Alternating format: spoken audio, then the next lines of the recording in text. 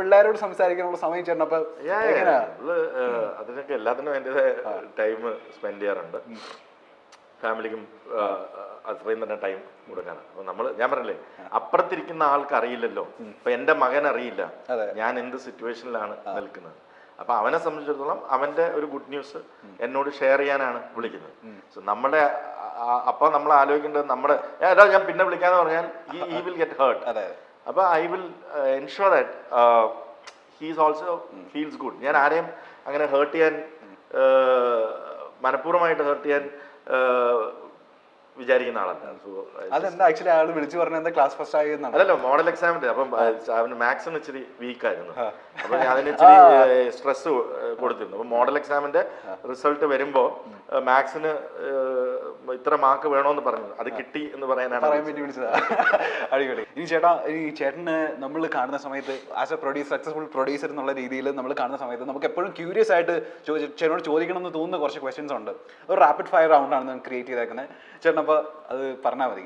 അത് എല്ലാവർക്കും ചിലപ്പോൾ ചോദിക്കാറുണ്ടാവും. ചേട്ടൻ സ്ഥിരമായിട്ട്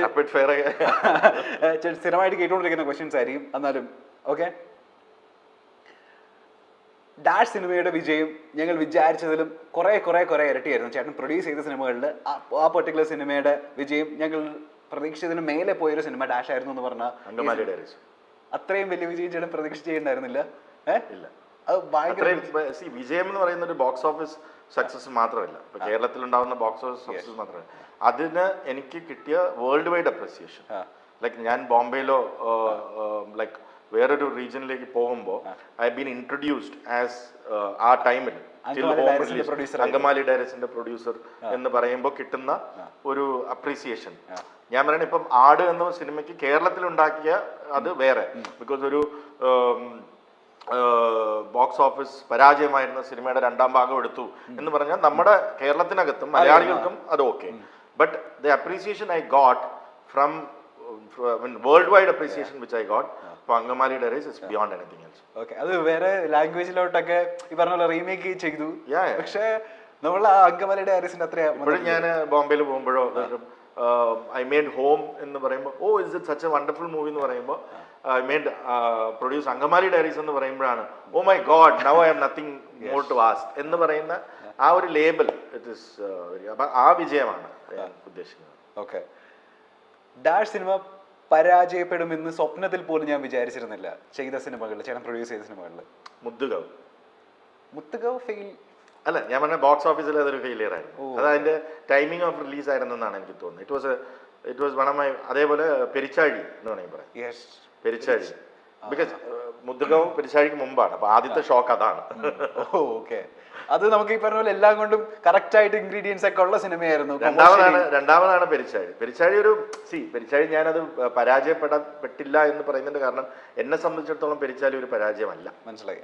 കാരണം ലോസ് ആയിരുന്നില്ല. അപ്പൊ പെരിച്ചാഴി ഇപ്പോഴും ഒരു ലോസ് ആണെന്ന് വിശ്വസിക്കാൻ ഞാൻ തയ്യാറല്ല. Because for me it was A success financially.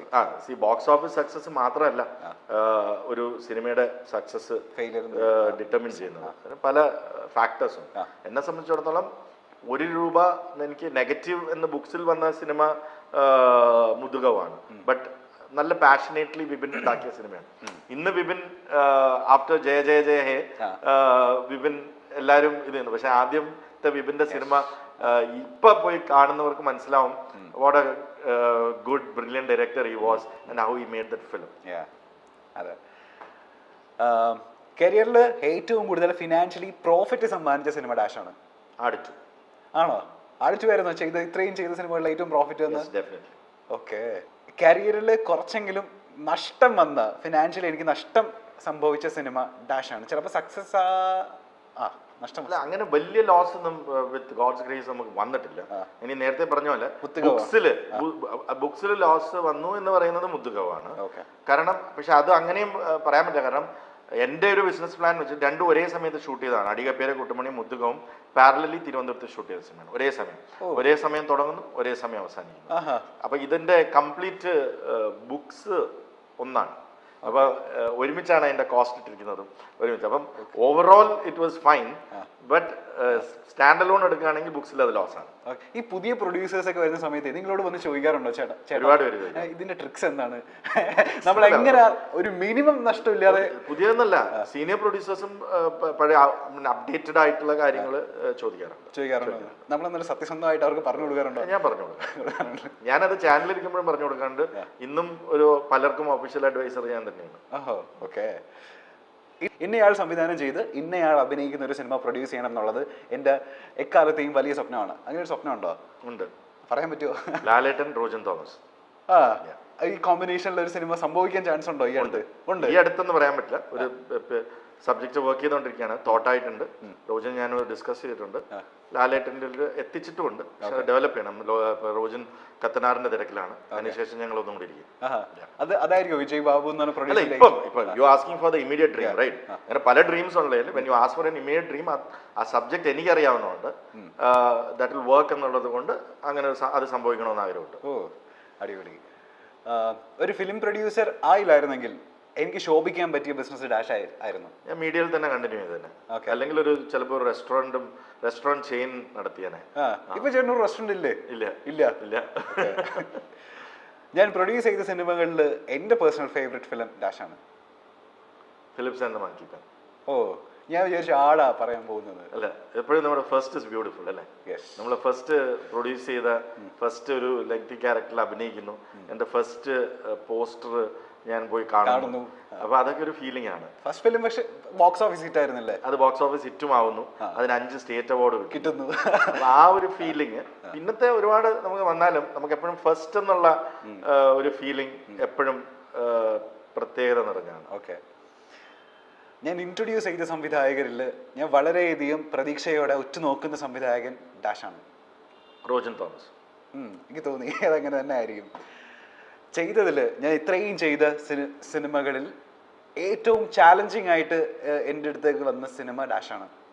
Angamaly diaries. Newcomers ആയതുകൊണ്ടാണ് മാത്രമല്ല, ഒരുപാട് കാരണങ്ങളുണ്ടായിരുന്നു അതിനകത്ത്. എല്ലാ ന്യൂ കമേഴ്സ്. ലിജോ ഡബിൾ ബാരലിൻ്റെ ഒരു വോട്ടവർ ഡിസപ്പോയിൻമെൻറ്റ്, ഞങ്ങൾക്കാർക്കും ഡിസപ്പോയിൻമെൻ്റ് ഇല്ല. I love that film. അതിനുശേഷം ഒരു 2-3 വർഷത്തെ ബ്രേക്ക് എടുത്തിരുന്നു ലിജോ സിനിമ.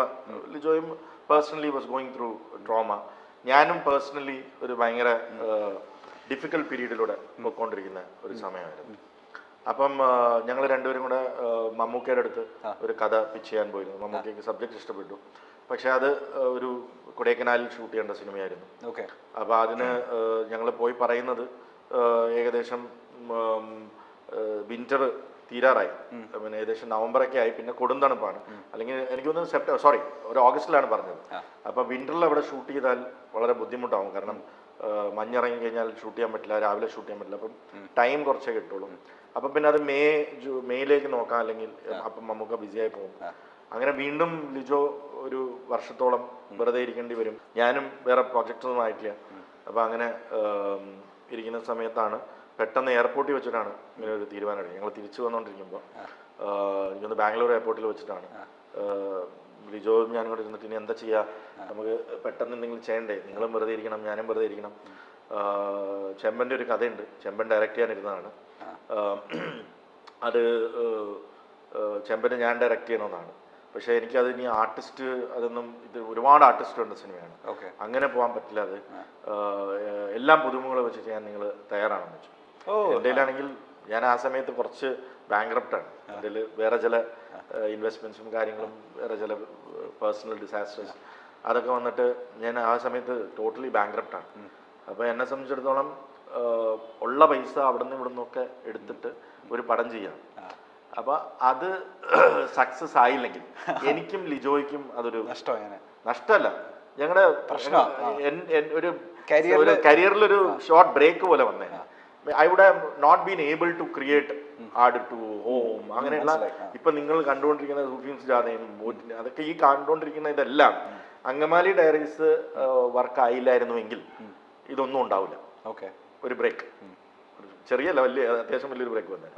അപ്പൊ അതിന്റെ സക്സസ് ആണ് പിന്നെ അങ്ങോട്ട്. അപ്പൊ അത് ഭയങ്കര ഒരു മൂമെന്റ് ആണ്. പക്ഷെ ഇത് ചെമ്പൻചേട്ടൻ സംവിധാനം ചെയ്ത സിനിമയാണ്. ചെമ്പന്റെ കഥയായിരുന്നു, ചെമ്പൻ തന്നെ സംവിധാനം ചെയ്തിരുന്നത്. അപ്പൊ ചെമ്പൻചേട്ടൻ അപ്പൊ ആലോചിച്ച് വെച്ചിരുന്ന വലിയ കാസ്റ്റ് ഒക്കെ വെച്ചിട്ടായിരുന്നല്ലോ. അതെ, വലിയ കാസ്റ്റ് അല്ല, എല്ലാ അത്യാവശ്യം അറിയപ്പെടുന്ന ഒരു ഗ്രൂപ്പ് ഓഫ് കാസ്റ്റ് ആയിരുന്നു. അങ്ങനെയാണ് വെച്ചിരുന്നത്.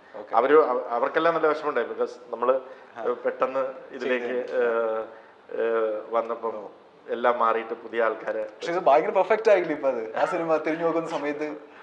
ഇങ്ങോട്ടും ആവാലോ. ഞാൻ ചോദിക്കട്ടെ, ചേട്ടന്റെ അടുത്ത് വന്ന സിനിമ കഥ പറഞ്ഞിട്ട് ചേട്ടന് ഇഷ്ടമായില്ല?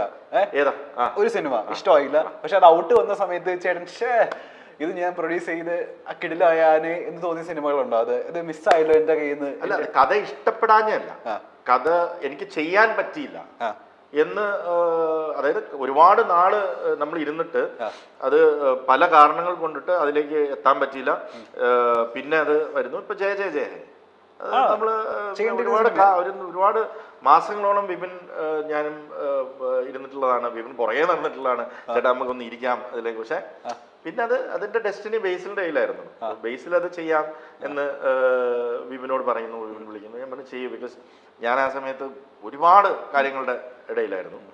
അപ്പൊ അതില് രണ്ട് രീതിയിലുണ്ട്. ഒന്ന് സന്തോഷം, ബിക്കോസ് വിപിൻ ഞാൻ ഇൻട്രൊഡ്യൂസ് ചെയ്തതാണ്, നമ്മുടെ ഫാമിലി പോലെയാണ്. വിപിൻ ഒരു സക്സസ് ഡ്യൂ ആയിരുന്നു, അത് കിട്ടിയതിൽ ഒരുപാട് സന്തോഷം. അത് എനിക്കങ്ങനെ വിഷമമൊന്നുമില്ല, കാരണം ഞാൻ ഇരിക്കാഞ്ഞോണ്ടാണല്ലോ അത് നമ്മൾ ചെയ്യാൻ പറ്റാൻ. അപ്പൊ അതായിരിക്കും ഡെസ്റ്റിനി. ബട്ട് അത് കാണുമ്പോൾ ഓക്കെ ചെയ്യാമായിരുന്നു. അങ്ങനെ ഒന്നൊന്നുമല്ല, ഒരുപാടുണ്ട്. ഒരെണ്ണം ചോദിച്ചുകൊണ്ട് ഇപ്പൊ റീസെന്റ് പാസ്റ്റ് പറഞ്ഞു. അടിപൊളി ചേട്ടാ. നമ്മളുടെ ഫോട്ടോസിന്റെ താഴെ അല്ലെങ്കിൽ ഇന്റർവ്യൂസിന്റെ താഴെ അല്ലെങ്കിൽ നമ്മളുടെ സോഷ്യൽ മീഡിയക്ക് താഴെയൊക്കെ ഈ സൈബർ അറ്റാക്ക് വരുന്ന സമയത്ത് ചേട്ടൻ എങ്ങനെ ചേട്ടൻ തന്നെ പ്രിപ്പയർ ചെയ്യുന്നത്? അതായത് ഇതിൽ നിന്നും ബോധർ ചെയ്യാറില്ല. ഇല്ല, അതൊക്കെ നമ്മൾ ഒന്നും ബോധർ ചെയ്യാറില്ല. ഞാൻ അതിന്റെ അടിയിലൊന്നും ഞാൻ പോയി നോക്കാറ് പോലും ഇല്ല.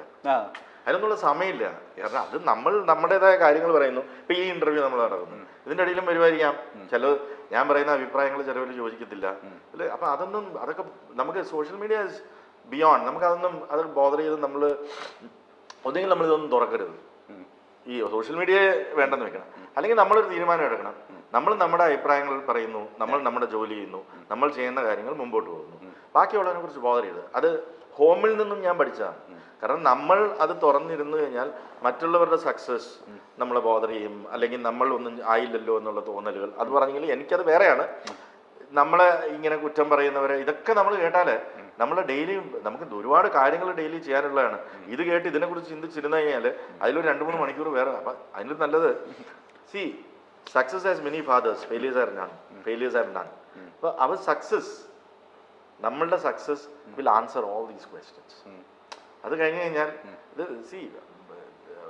ഇതെന്ന് പറഞ്ഞാൽ ഒരുപാട് കാര്യങ്ങളുണ്ട് അതിനകത്ത്. ബിക്കോസ് ഇവിടെ സോഷ്യൽ മീഡിയനെ കുറിച്ച് ചോദിച്ചുകൊണ്ട് പറയാണ്, ഇവിടെ സോഷ്യൽ മീഡിയയിൽ ഒരു പ്രത്യേകതരം ഫ്രസ്ട്രേഷൻ മലയാളത്തിൽ കൂടുതലാണ്, ഇൻസ്റ്റിങ്ക്റ്റ് കൂടുതലാണ്.